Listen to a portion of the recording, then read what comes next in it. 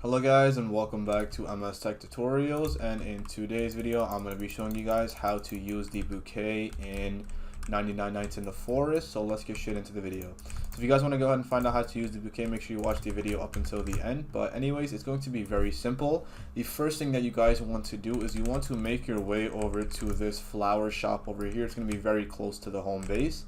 Once you make your way over here, you want to go ahead and take the bouquet. Once you have it, you want to go ahead and equip it, and it should be empty at first. But what you want to do is you want to go ahead and make your way over to a flower. Not one of, I don't think you can use these flowers. Yeah, you can't.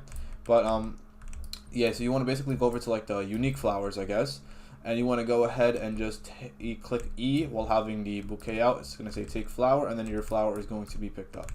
You can only have a max of 4. Now from here you can go ahead and either give it to a player or you can give it to an NPC. But other than that, that should be it. That is how to use the bouquet. So yeah, I hope you guys enjoyed. Thank you guys for watching. Make sure to give the video a thumbs up.